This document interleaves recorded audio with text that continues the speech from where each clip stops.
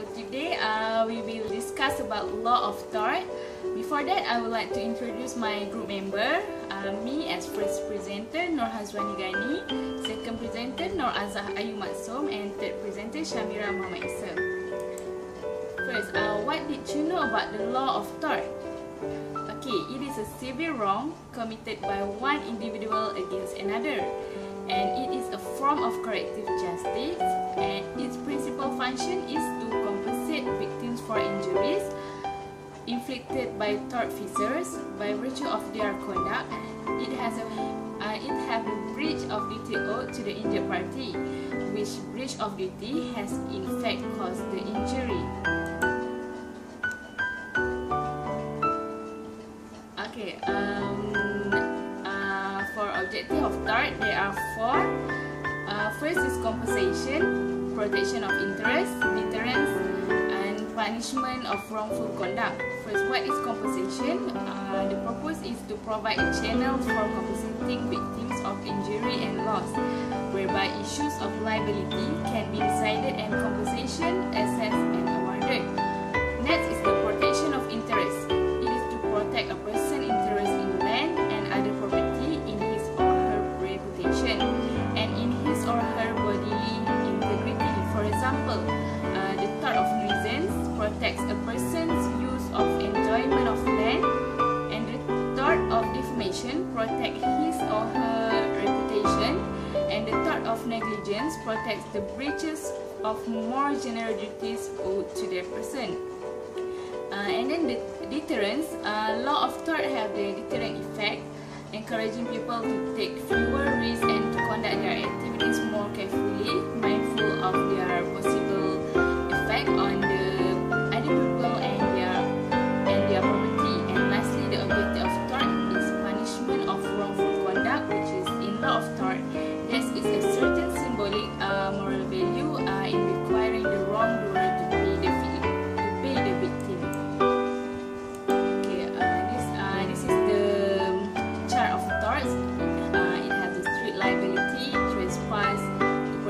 Chattels or property, and then on the case it has the negligence and the nuisance.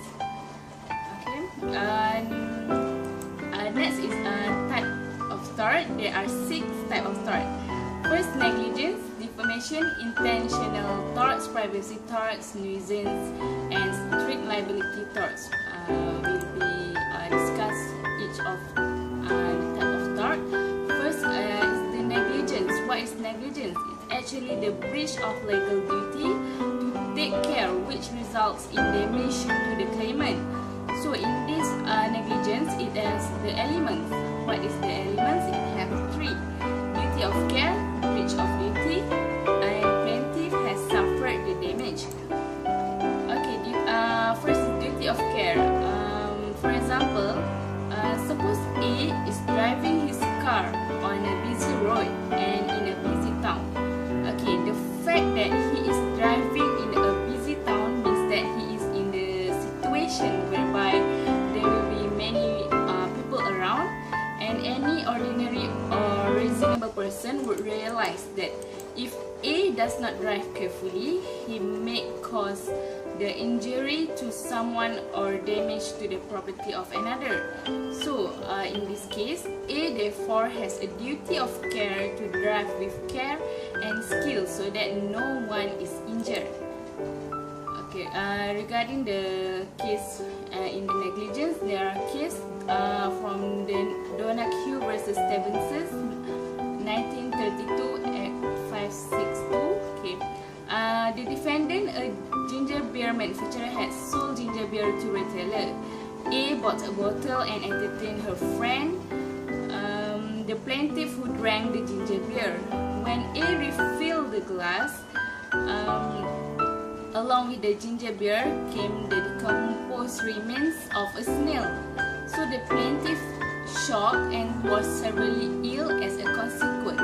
The plaintiff sued the manufacturer and claimed that the manufacturer had a duty in the course of his business to prevent snails from entering into his ginger beer bottles, and further that he had a duty to ensure that all empty bottles were carefully inspected before they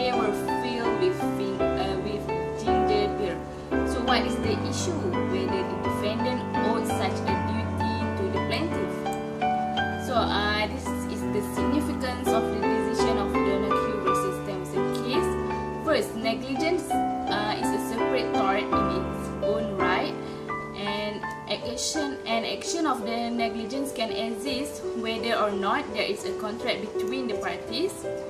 And then an action for negligence will succeed if the plaintiff can prove first, a duty of care is owed by the defendant to the plaintiff, and next is breach of duty by the defendant, and then resulting the damage which is not too remote.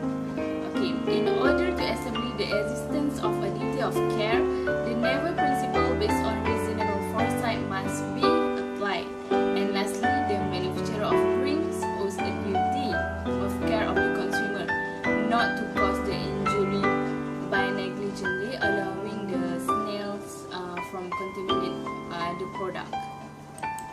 Okay, next element is the breach of duty.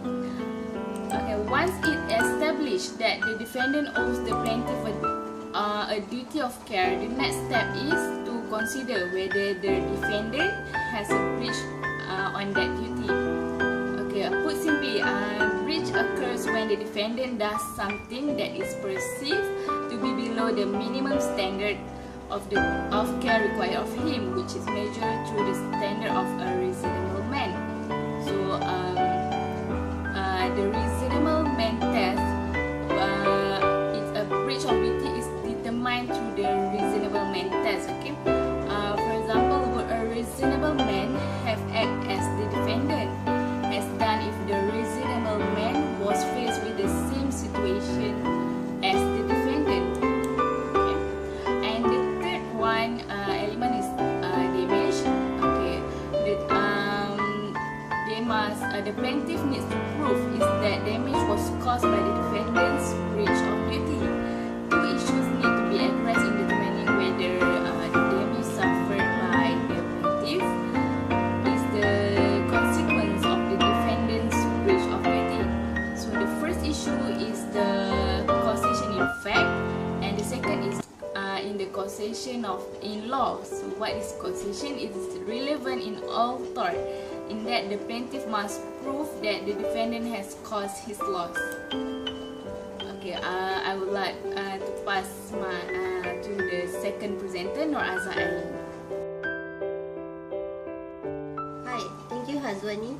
Now I will continue with defamation. What is defamation?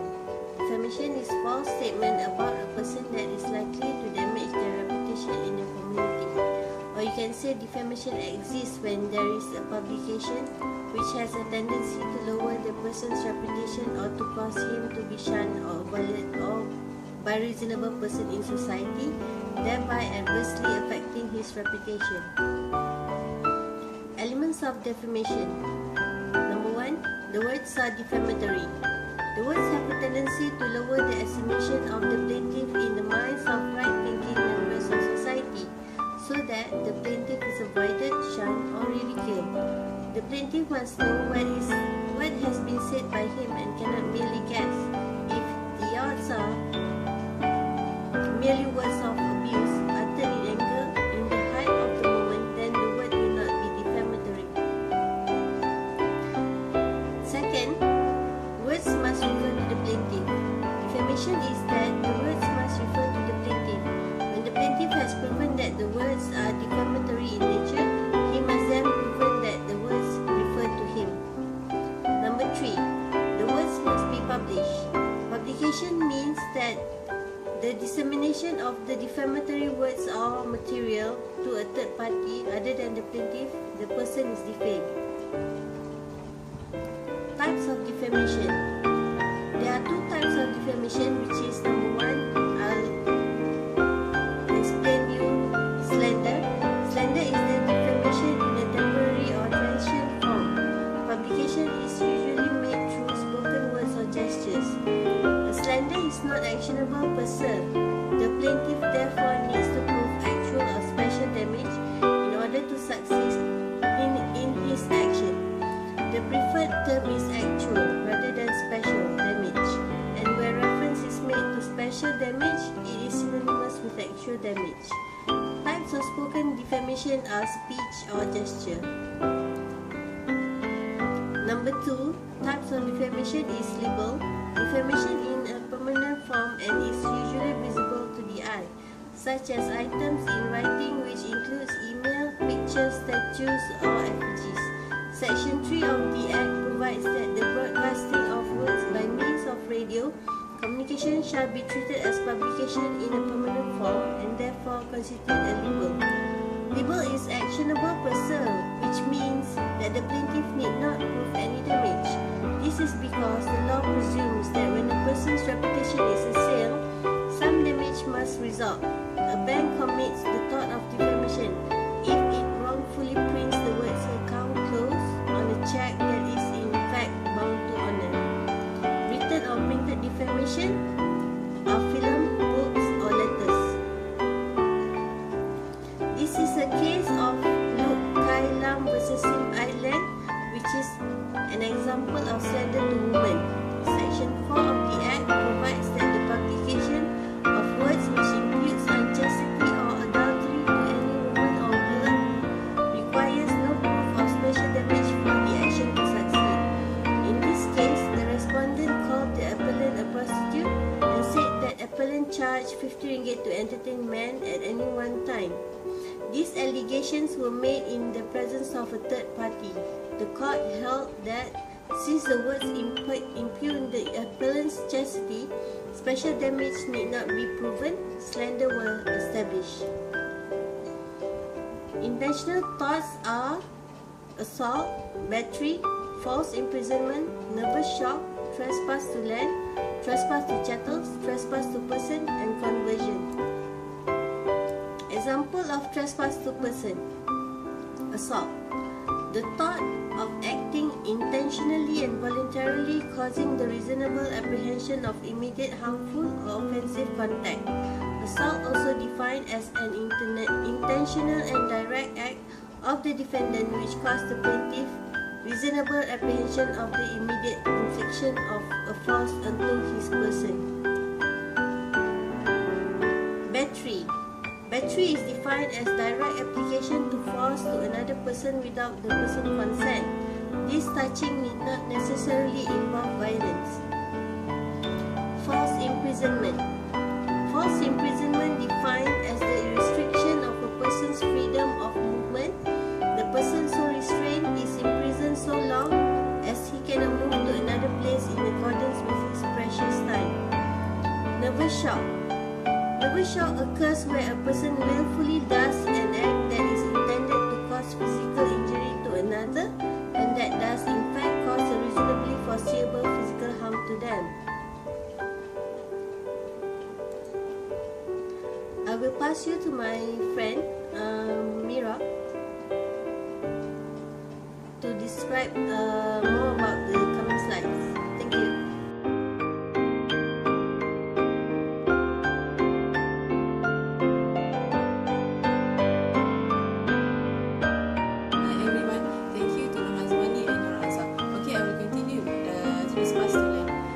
Trespass to land consists of directly entering upon land or remaining upon land or placing or projecting any object upon land in a possession of the claimant in each case without lawful justification, and it also intentional physical invasion to land without a legal excuse. Okay, ways in which trespass may occur. Okay, there's three situations here. The first one is entering upon land. Second one is trespass to the airspace. The third one is trespass to the ground beneath the surface. Okay, I will start with the entering upon land. Okay, is a situation like walking onto land without permission or refusing to leave when permission has been withdrawn, or throwing object onto land. All example of trespass land. Okay, the second one is trespass to the airspace. Okay, is a situation where trespass to the airspace can be committed. For example, in Kelson vs. Imperial Tobacco Company, 1957, to QB 334D, which is committed a trespass by allowing an advertising board to project 8 inches into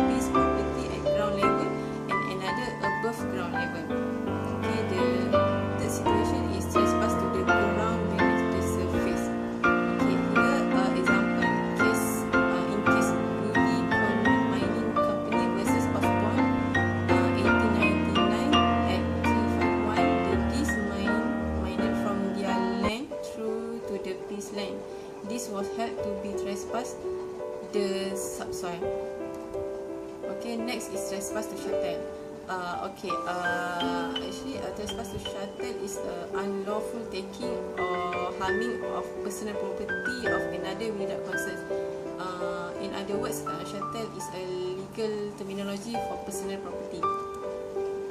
Okay, here we have a type of tort of goods. We have three type of tort of goods. The first one is trespass to goods. Second is conversion, and the third one is detenue. Okay, for trespass to goods, is defined as a wrongful and direct interference with goods that are in a possession of another. Okay, for conversion, it's occur when a person deal with another good in a manner that is consistent with the plaintiff right to immediate possession. Okay, the third one is detenue. It's a situation and action for the wrongful detention of goods. It is initiated by an individual who claim to have a greater right to that immediate possession that the current possessor. The possession become illegal due to the withdrawal of consent by the owner of the goods, who initially may have consent to the defendant having possession of the same goods. Okay, we go to the privacy tort. Here we have four types of privacy of tort. Okay, actually privacy of tort is an intrusion into the personal life of another without legal justification. It include first misappropriation, second intrusion, third false light, and the last one disclosure. Okay, we go to misappropriation. Misappropriation occur from using another name, likeness, or identifying characteristic for commercial advantage without his or her permission. In this situation, a plaintiff must show his or her name was used as a trademark in advertisement or in packaging. Okay, for intrusion, is a invasion by the defendant or plaintiff execution in a manner objectionable to the average person. So here plaintiff must have a reasonable expectation of privacy to make this claim. Okay, for false light, the defendant makes a widespread dissemination of a major misrepresentation of plaintiff activity or belief that would be objectionable to the average person. So it's similar like to defamation but become broader. Okay, the last one is disclosure. Okay, disclosure is a public disclosure of private fact. Is a widespread dissemination of confidential information. Okay, for nuisance, person in possession of real property, either land or owner or tenant, are entitled to the quiet enjoyment of their land. So if the neighbour interfere with that quiet enjoyment, either by creating smell, sounds, pollution, or any other hazard that extend past the boundaries of the property, the affected party may make a claim in nuisance. Okay, here we have a category of nuisance. The public nuisance. So public nuisance is arise in consequence of following particular traits by which the air is rendered offensive and noxious, from act of public indecency as bathing in a public river inside of the neighbouring houses, or fact tending to a breach of the public peace. As for drawing a number of persons into a field or the purpose of pigeon shooting, the disturbance of the neighbourhood, or keeping a disorderly house, or a gaming house, or a bawdy house, or a dangerous animal known to be such and suffering him to go at large. So as a large bulldog accustomed to bite people, or exposing a person having a contagious disease as the smallpox in a public, and the like. Okay, for the private nuisance, is a continuous, unlawful, and indirect interference with the use of enjoyment of land, or of some right over or in connection with it. So in addition for private nuisance, the plaintiff must prove interference with the enjoyment of his land. Therefore, a plaintiff must have an interest in land to be able to sue in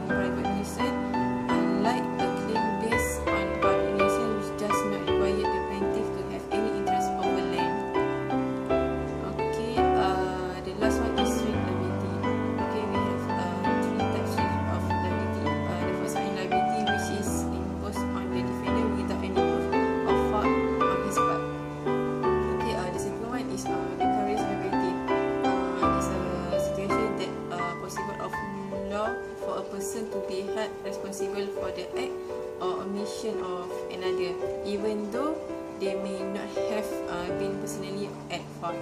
Okay, the last one is